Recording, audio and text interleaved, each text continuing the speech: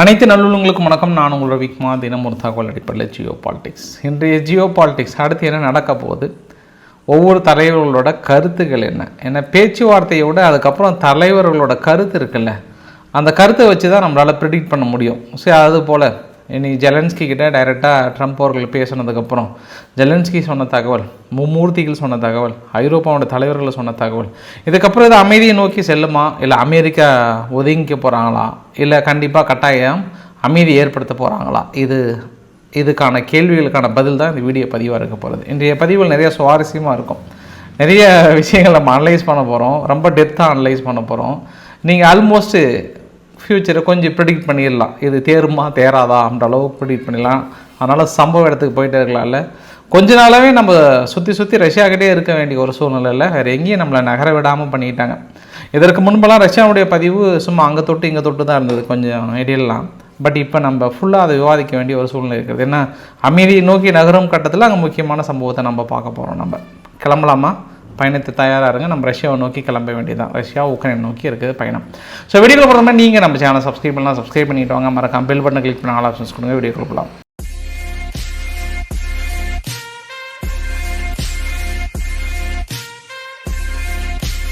Trump Putin அவரோட பேச்சுவார்த்தைங்க. இந்த பேச்சுவார்த்தை நடந்து முடிஞ்சதுக்கப்புறம் அமெரிக்கா தரப்புலையும் உக்ரைனுடைய ஊடகங்களும் பெரிய அளவுக்கான எதிர்ப்புகளை தனது கருத்துக்களை பதிவிட்டிருந்தாங்க. சில பேர் வன்மத்தை கூட கக்கியிருந்தாங்க. அதை பார்க்க முடியுது. உக்ரைனுடைய பெரிய அளவுக்கான பத்திரிகைகள், அங்கே உக்ரைனில் இருக்கக்கூடிய டாப் லெவலில் இருக்கக்கூடிய அஃபீஷியல்ஸ் இல்லை மினிஸ்டர் லெவலில் இருக்கிறவங்களே இது ட்ரம்ப் அவர்களோட தோல்வியாக பார்க்குறோம் அப்படின்ற மாதிரிலாம் தனது எக்ஸலத்தில் போட்டிருந்தாங்க. முதல் தோல்வி ரொம்ப தெளிவாக கிளியர் கட்டாக லாவ்ரோ அவர்கள் தனது டிஷர்ட்டில் யூஎஸ்எஸ்ஆர் டிஷர்ட்டு போட்டு வர்றார். அப்படின்னா என்ன அர்த்தம்? ஒருங்கிணைந்த யூஎஸ்எஸ்ஆரை உருவாக்க போகிறாருன்னு அர்த்தம். ஒட்டுமொத்த ஐரோப்பாவையும் நான் பிடிக்க போகிறேன்னு சொல்லியிருக்கிறார். இதெல்லாம் பார்த்துட்டு நாங்கள் என்ன சும்மா இருக்கணுமா அப்படின்ற ஒரு கேள்வியை வைக்கிறார். இரண்டாவது என்னென்னா, புடின் அவர்களுக்கு எப்படி நீங்கள் ரெட் கார்பரேட், அதுவும் யூஎஸ் சோல்ஜர்ஸ் கீழே தரையில் படுத்து இப்படி உருட்டிட்டு வராங்களே, ஒரு வார் கிரிமினலுக்கு மாதிரி பண்ணியிருக்கலாமா அப்படின்னு சொல்கிறாங்க. ஒட்டுமொத்தமாக ட்ரம்ப்போட பேரில் அங்கே புட்டின் அவர்கள் சவாரி செஞ்சிட்டாரு அப்படின்ற மாதிரிலாம் சொல்லிவிட்டு, அப்புறம் நிறைய விஷயங்கள் புட்டின் பொய் சொல்லியிருக்கிறார், அது மாதிரியான விஷயங்கள்லாம் சொல்லிட்டு, so no ceasefire, no deal, no sanction, அதாவது நோ பொருளாதார தடைகள் என்ற அளவுக்கு 3 வார்த்தையை சொல்லியிருக்கிறார். அப்போ சீஸ்பயர் அந்த இடத்த ஏற்படலை, டீலும் ஏற்படலை, ஆனால் பொருளாதார தடையும் போடலை. அப்போ ட்ரம்ப் அவர்களும் மறைமுகமாக ரஷ்யா பக்கம் இருக்கிறான்ற ஒரு கேள்வி வைக்கிறாங்க. இன்னும் CNN போன்ற பத்திரிகைகள், இன்னும் நிறைய பத்திரிகைலாம் நிறைய வன்மத்தை கக்கியிருந்தாங்க. வன்மத்தை கக்கியிருந்தாங்க அப்படின்னாங்கன்னா அவங்களோட கருத்துக்களை ரொம்ப தெளிவாக சொல்லியிருந்தாங்க. புடின் பொறுத்த வரைக்கும் ஐசோலேட்டடாக தனிப்பட்ட முறையில் தனித்து வைக்கப்பட்டிருந்த ஒரு நபர், எந்த நாடுகளுமே பெருசாக அவருக்கு வரவேற்பு கொடுக்கல. ஆனால் இந்த வீடியோ பதிவுடன் ஷேர் பண்ணி பாருங்கள், அவர் இண்டிவிஜுவலாக கிளாப் பண்ணிக்கிறார். அவரே யார்? ட்ரம்ப் அவர்கள் அவருக்காக ரெட் கார்பரேட்டில் ரொம்ப நேரம் வெயிட் பண்ணி, ஒரு நாட்டாமை உச்சபட்ச தலைவர், எப்படி உலகத்துக்கே உச்சபட்ச ஒரு தலைவர் முன்னாடி நின்று ரெட் கார்பரேட்டில் தன்னைத்தானே கிளாப் பண்ணிவிட்டு அவருக்காக வெயிட் பண்ணிட்டு இருக்கிறாருன்னா, இதை விட ஒரு நாட்டுக்கு அசிங்கம் அவமானம் வேறு எதுவும் இல்லை அப்படின்னு சொல்கிறாங்க. அவங்க நாட்டில் இருக்கக்கூடிய டெமோக்ராட்டிக் பார்ட்டிஸ் நபர்களே அடுத்தடுத்து தனது வன்மத்தை கக்கி இருக்காங்க. பட் நீங்கள் இந்த மாதிரி அரசியல்லாம் நீங்கள் தமிழ்நாட்டு லெவல்லையும் எல்லா லெவல்லையும் நீங்கள் பார்த்துருப்பீங்க. அதற்கான புகைப்படங்கள் தான் இது. எந்த டெமோக்ராட்டிக் இன்றைக்கி பெரிய அளவுக்கு எதிர்ப்பு தெரிவிக்கிறாங்களோ, பட் இவங்களே இதற்கு முன்பு பைடன் அவர்களும் புட்டின் அவர்களை சந்திச்சிருக்கிறாங்க. ஹிலாரி கிளின்டன்லேருந்து எல்லாருமே அவங்க கட்சி சார்பாக சந்தித்து இருக்கிறாங்கன்றதுக்கான அடுத்தடுத்த புகைப்படங்களை நம்மளால் பார்க்க முடியுது. இவங்க கட்சிக்காரங்கன்னா கூட அவ்வளோ சந்திக்கலை, பட் அவங்க கட்சிக்காரங்க தான் அதிகமான அளவுக்கு சந்திச்சிருக்கிறாங்க. இன்றைக்கி போய் பேசிட்டு வந்தோடனே இவ்வளோ விமர்சனம் முன் வைக்கிறாங்க இவர் ஆனார் அப்படின்றது கூடுதல் தகவல். சரி, இந்த மாதிரியான விமர்சனங்கள் நீங்கள் தமிழக அரசியல் காலத்திலே நீங்கள் பார்த்துருப்பீங்க, ஒன்றும் புதிதல்ல உங்களுக்கு. அதனால் இந்தியா இந்த ஒரு பேச்சுவார்த்தைக்கு, இந்த முன்னெடுப்புக்கான பேச்சுவார்த்தை அமைதியை நோக்கி செல்லுகிற மிகப்பெரிய ஒரு வாய்ப்பு இருக்கிறது. அதனால் இந்தியா எப்பொழுதும் துணை நிற்கும், அதுக்கான முழுமையாக நாங்கள் இருக்கோம், இந்த ஃபீஸுக்கான துணையாக இருக்கும்னு சொல்லிட்டாங்க. சரி, உங்களுக்கு ஒரு சின்ன ஒரு குழு கொடுக்குறேன். நான் ஆர்கே சேனலில் என்ன பண்ணிட்டேன், கொஞ்சம் நான் வேறு ஒரு இமேஜை கிளிக் பண்ணி உங்களுக்கு ஒரு தகவலை மாறி சொல்லிட்டேன். அதை நான் இந்த இடத்துல நான் கிளியர் பண்ண விரும்புகிறேன். இனி ஃப்யூச்சர் எப்படி அமையுன்றதை நம்ம சொல்லிடலாம். ஏன்னா அதை வைத்து தான் நம்ம ஐரோப்பா தலைவர்களை ப்ரிடிக்ட் பண்ண முடியும். ட்ரம்ப் அவர்கள்கிட்ட ஃபாக்ஸ் நியூஸ் சேனல் இங்கேருந்து முடிச்சுட்டு ஃப்ளைட்டில் ஒரு சில பேட்டியில் எடுக்கிறாங்க அவர்கிட்ட. அப்போ கேட்கும்போது உங்களோட ஃப்யூச்சர் ப்ரிடிக்ஷன்லாம் தாண்டி பியாண்ட் தட் ரஷ்யாவையும் சீனாவையும் நீங்கள் எப்படி பார்க்குறீங்க அப்படின்னு கேட்கப்பட்ட ஒரு கேள்விக்கு, நார்மலாகவே ரஷ்யாவும் சீனாவும் எனிமீஸ், மிகப்பெரிய ஒரு எனிமீஸ். சீனாவோட மக்கள் தொகை அதிகமாக இருக்கிறதுனால அவங்களுக்கு லேண்ட் பகுதி அதிகமாக தேவை. இந்த இஷ்யூ வரல அப்படின்னாவே கண்டிப்பாக அவங்க ரஷ்யா கிட்ட தொடர்ந்து சண்டையிட்டு இப்போ கூட ஒரு சில பகுதிகளில் இஷ்யூ இருக்குது. ரஷ்யாவுடைய பகுதிகளை சீனா பிடிச்சி வச்சுட்டு இருக்காங்க. அந்த எனிமீஸை நாங்கள் எனிமியாக பார்க்குறோம். நாங்கள் ஒரு சந்தர்ப்பத்தை உருவாக்கி அவங்கள சேர்த்து வச்சிட்டோமோ அப்படின்ற ஒரு பாயிண்ட் ஆஃப் வியூவில் அவர் சொல்கிறார். திடீர்னு ட்ரம்ப் அவர்கள் இன்று அந்த ஒரு வார்த்தையை சொல்லுவதற்கான காரணங்கள் என்னன்றது நம்மளால் யூகிக்க முடியுது. ஏன்னா ஒரு அரசியல் தலைவரோட உள்ளுணர்வில் இருக்கக்கூடிய கருத்துக்கள் தானே வருங்கால எதிர்கால ஜியோ பாலிட்டிக்ஸை பிரதிபலிக்கும். அப்போ இந்த இடத்துல அமெரிக்கா என்ன நினைக்கிறாங்க, இவங்க 2 பேரும் ஒன்றா இணையக்கூடாது, நம்ம பிரித்து வச்சாதான் சீனாவை அடக்க முடியும்னு நினைக்கிறாங்க. சரி, இப்போ உங்களுக்கு நான் இன்னொரு குழு கொடுக்குறேன். இந்த பெசன்ட் யாருங்க, அமெரிக்காவுடைய செக்ரட்டரி, இவர்கிட்ட இன்னொரு கேள்வி கேட்குறாங்க. இந்த மாதிரி நீங்கள் ட்ரேட் வாரில் போயிட்டு இப்போ வரியாக விதித்து தள்ளுறீங்களே, இது நம்ம நாடு பொருளாதாரம் பாதிக்காதா அப்படின்னு கேட்கப்பட்ட கேள்விக்கு அவர் சிம்பிளாக சொல்கிறாரு, யாருங்க சொன்னது, யாருங்க பாதிக்குன்னு சொல்கிறாங்க, 600 பில்லியன் கலெக்ட் பண்ணியிருக்கிறோம், இந்த வரி விதிச்சதில் மட்டும் நாங்கள் 600 பில்லியன் கலெக்ட் பண்ணியிருக்கிறோன்றாங்க. சரி, அப்போ இவங்க பணத்தை கலெக்ட் பண்ணுறதில் ரொம்ப குறியாக இருக்கிறாங்க. இந்த 2 விஷயத்தையும் நீங்கள் கம்பேர் பண்ணிங்கன்னா நம்ம என்ன பேசிக்காக புரிஞ்சுக்கலான்னா, நான் ஏற்கனவே சொன்ன மாதிரி தான், அமெரிக்கா என்ன சும்மா இல்லை, அவங்க கண்ணு முன்னாடி ஒரு கொசு ஒன்று பிறந்தால் கூட கொழுப்போடு இருந்ததுன்னா அதை கரைச்சி வைக்கலாமான்ற கூட பார்ப்பாங்க இவங்க. இப்போ again come to the point, இவங்க இனி ரஷ்யா மீது பெரிய அளவுக்கான அழுத்தங்களும் பொருளாதார தடைகளும் போடுவாங்களா அப்படின்றது எனக்குள்ள ஒரு கேள்வி எழுந்து விட்டது. ஏன்னா இவங்க முடிஞ்ச அளவுக்கு ட்ரை பண்ணுவாங்க, இந்த இடத்துல நடுநிலை வகித்து பெரிய அளவுக்கு ட்ரை பண்ணுவாங்க.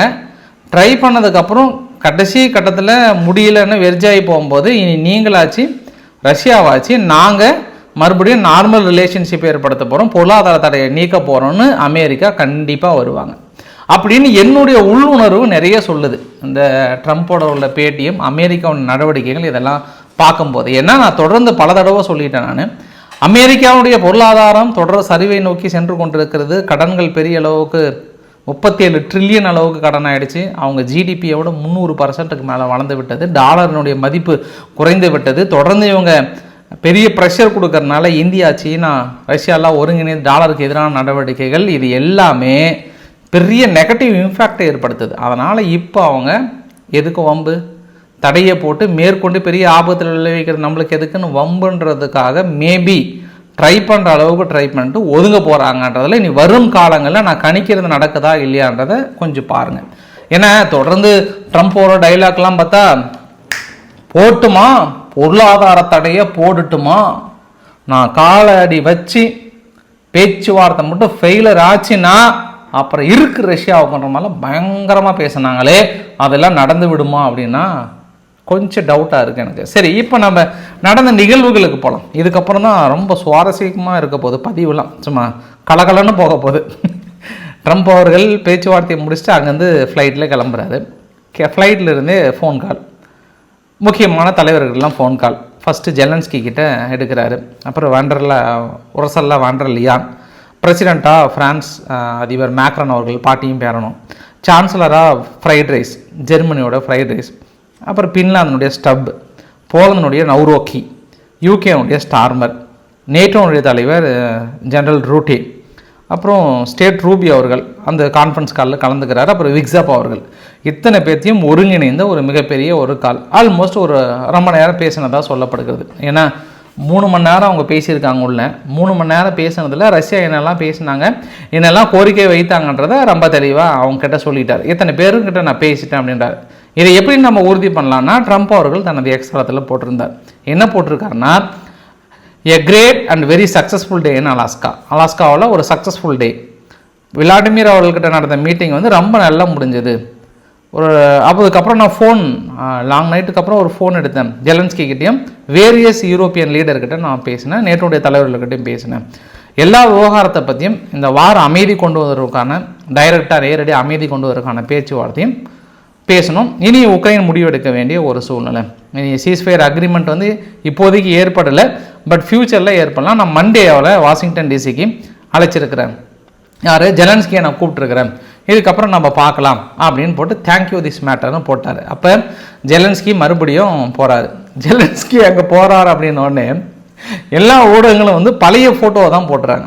சரி, தலைவர் இது என்ன ஏற்கனவே போயிட்டு காட்டுன்னு காட்டி அனுப்பிட்டாங்க. பட் இந்த தடவை காட்டுன்னு காட்டிலாம் அனுப்ப மாட்டாங்கன்னு நினைக்கிறேன். நான் ரொம்ப சாஃப்ட் கார்னராக ஹேண்டில் பண்ணுவாங்கன்னு நினைக்கிறேன். நான் எப்படின்னு யூகிக்க முடியல. அது இன்னும் நாளைக்கு நம்மளுக்கு தெரிஞ்சிடும்.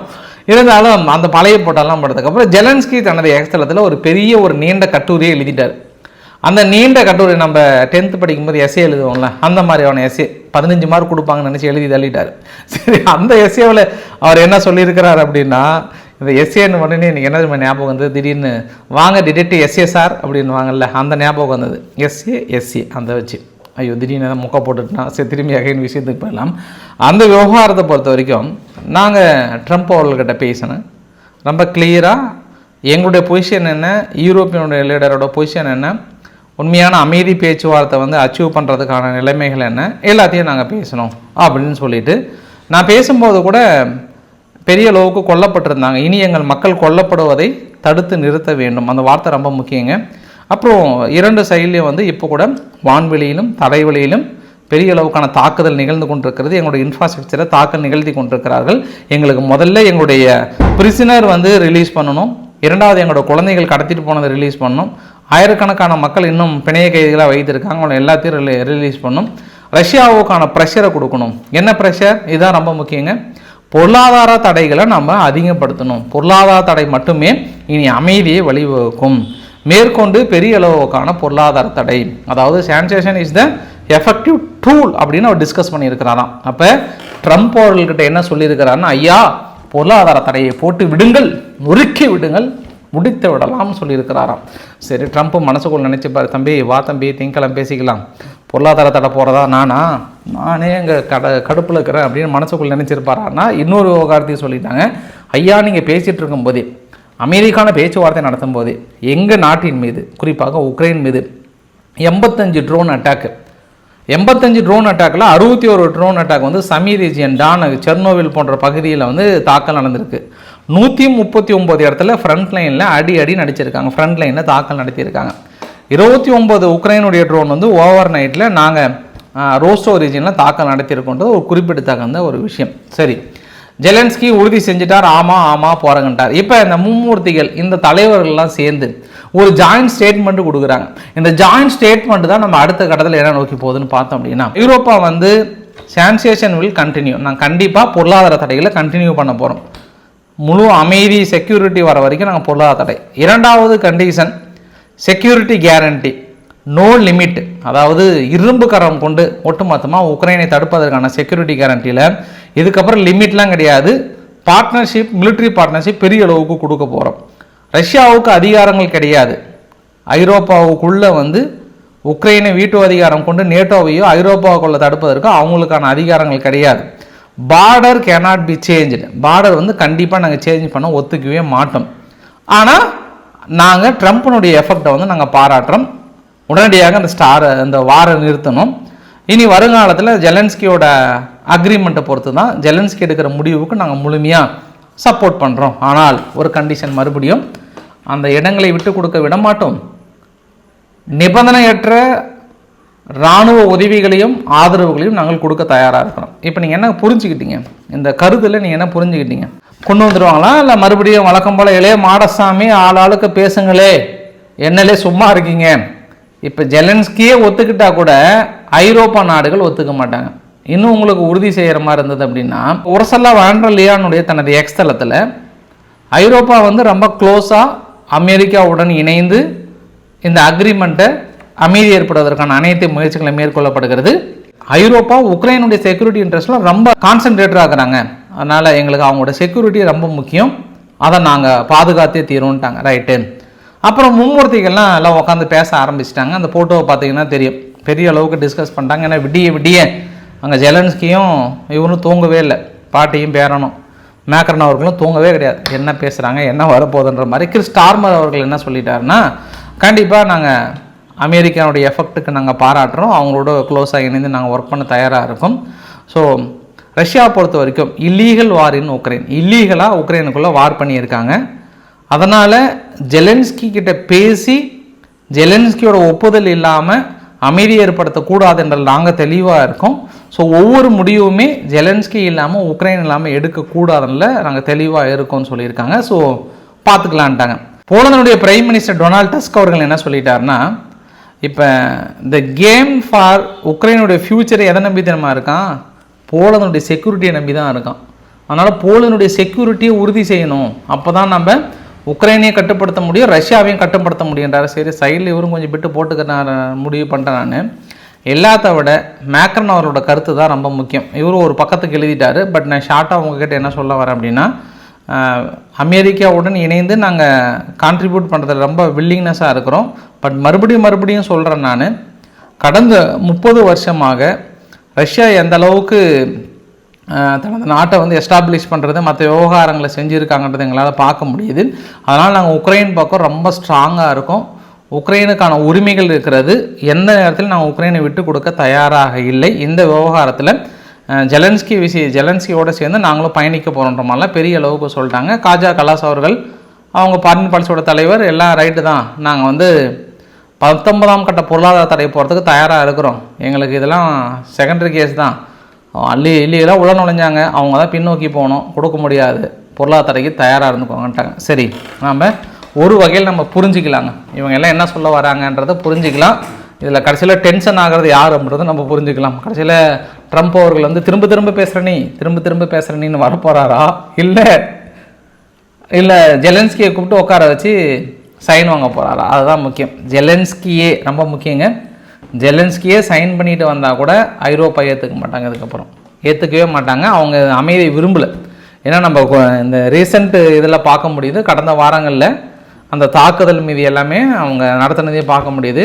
யூகேனுடைய டிஃபென்ஸ் செக்ரட்டரி ஜான் ஹேலி அவர்கள் என்ன தெரியுமா சொன்னார், இன்னும் நான் 2 நாளில் பார்த்துட்டு நான் பொறுமை இழந்துட்டேன், எங்கள் வீரர்களை நான் உக்ரைனுக்கு அனுப்பலான் இருக்கேன்றாரு. இந்த கொசு தொல்லை வேறு தாங்க, நாராயணா இந்த கொசு தொல்லை தாங்க முடியல, யாராவது ஒரு பக்கம் ஒதுக்கி விடுமான்ற மாதிரி சும்மா யூகே வேறு இடையில ஓடி வந்து நான் அனுப்பட்டுமா, வீரர்கள் அனுப்பட்டுமா அப்படின்னு ஒரு படத்தில் வரல, சும்மா ஒரு டைலாக் அந்த மாதிரி அனுப்பட்டுமா வீரர்கள்ன்ற மாதிரி சைடில் யூகே சொல்ல தாங்க முடியல. சரி, இப்போ அடுத்த கட்டத்துக்கு போகலாம்.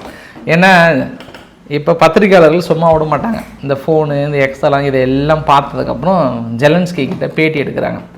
பேட்டி எடுக்கும்போது கொஞ்சம் ஒரு சில விஷயங்களை நோண்டி எடுப்பாங்க. 2 பகீர் தகவல்களை சொல்கிறார். சாதாரண தகவல்லாம் கிடையாது, இந்த உலகத்துக்கு அதிர்ச்சி அளிக்கக்கூடிய தகவல். முதல் தகவல், மிகப்பெரிய ஒரு படையோட ரஷ்யா தயாராக இருக்காங்க. அமைதி பேச்சுவார்த்தைன்ற போர்வையில் ட்ரம்ப் அவர்களை ஏமாற்றிட்டு ஒட்டுமொத்த உக்ரைனையும் பிடிக்க போகிறாங்க. அடுத்தது அவங்க ஐரோப்பாவுக்குள்ளே நுழைய போகிறாங்க. உங்களுக்கு அதிர்ச்சியாக இருக்கா? பிடிச்சிருவாங்கன்றாங்க. அவ்வளோதான், இன்னும் ஒரு 2-3 மாதத்தில் பிடிச்சிருவாங்கன்றார். எப்படி இது இவரோட கற்பனையாக தெரியல. ரஷ்யாவே மனசுக்குள்ளே சிரிப்பாங்க, டேய் வருஷக்கணக்காக ட்ரை பண்ணி எங்களால் முடியலடா, ஏன் அப்படிலாம் சொல்கிறீங்கன்னு கண்டிப்பாக அந்த இடத்துல நடிச்சிருப்பாங்களோடு எனக்குள்ளே தோணுச்சு. ட்ரம்ப் அவர்கள் டான்பாக்ஸ் பகுதியை விட்டு கொடுக்க முடியுமா, கொஞ்சம் அதையும் பார்த்து கன்சிடர் பண்ணுங்கள், உடனடியாக நம்ம பேச்சுவார்த்தைக்கு கொண்டு வந்துடலாம், நீங்கள் டான்பாக்ஸ் பகுதியை மட்டும் விட்டு கொடுக்க சொல்லியிருக்கிறார் அப்படின்ற ஒரு வார்த்தையை நியூயார்க் டைம்ஸ் கிட்ட சொல்லியிருக்கிறார் ஜெலன்ஸ்கி. சரி, அப்போ அங்கே உள்ள என்ன பேசினாங்கன்றதை நம்ம யோகிக்க முடியுது இல்லையா? நம்ம காலைல ஆர்கே சேனலில் சொன்ன மாதிரி தான் இந்த வரைபடத்தில் பார்க்குறீங்கல்ல, பிங்க் கலர் இருக்குல்ல, டானக்ஸ் மட்டும் கேட்கல, இன்னும் ஒரு சில ஊடகங்கள்லாம் வந்து ராய்டர்ஸ் போன்ற பத்திரிகைகள்லாம் இந்த பிங்க் கலர் இருக்கக்கூடிய ஒட்டுமொத்த பகுதியுமே ரஷ்யா கேட்குறாங்க. இந்த பகுதியை நாங்கள் எடுத்துக்கிட்டோம் அப்படின்னா நீங்கள் உக்ரைனுக்குள்ளே என்னன்னாலும் பண்ணுங்கள், நேட்டோக்குள்ளே இணைச்சிக்கோங்க, எந்த பிரச்சனையும் இல்லைன்னு சொல்ல வராங்க. அப்படி நாங்கள் இந்த பகுதியிலேருந்து பின்னோக்கி போகணும் அப்படின்னா உக்ரைனுக்குள்ளே ஆயுத உற்பத்தியிலிருந்து, நேட்டோவுடைய ப்ரெசன்ஸ்லேருந்து ஐரோப்பாவுடைய ப்ரெசன்ஸ் எதுவுமே இருக்கக்கூடாது. So simple. எங்களோட கண்டிஷன் 2 தான். எங்களுடைய செக்யூரிட்டி ரொம்ப முக்கியம், அதில் நாங்கள் விட்டு கொடுக்க மாட்டோம்.